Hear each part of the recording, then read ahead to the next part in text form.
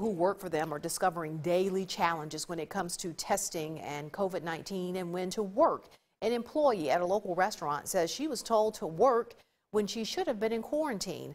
Our Bobby Martinez talked to that employee today and a mother whose family was working alongside her. He joins us in the studio with that story. Bobby?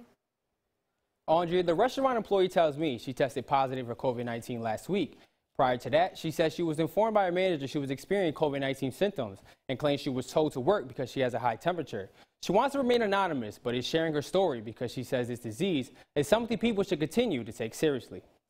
I'm hoping that whenever somebody actually tells them something, that they take it more serious than their company. Anger and disappointment.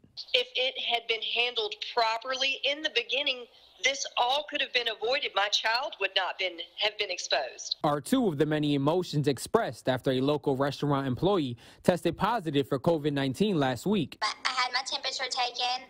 I was not running a fever, so they didn't send me home. The employee says she then got tested and continued to work while waiting for her results. She says she felt physically better as the days went on. The news of her results took her by storm. So then the hospital calls me and was like, yes, has anybody called you regarding your COVID results? I was like, no, ma'am. And it was like, okay, well, you did test positive.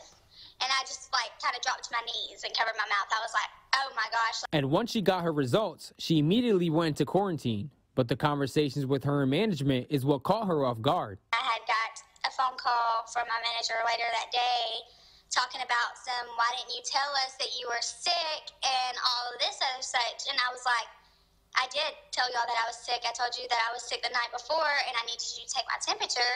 And you said I wasn't running a temperature. You was like, no, you're fine. And now Amy Taylor, whose son and brother-in-law have worked alongside the infected employee, is hoping the restaurant takes action to disinfect the restaurant. They have yet to close down and deep clean. Taylor says this has been a trickle-down effect for her entire family. My entire family had to be tested for COVID-19. On the 16th, we went to the free testing at the soccer complex. We were lucky to get an appointment. Our paperwork states that we are to self-isolate. We are to stay home. We are not to go to work.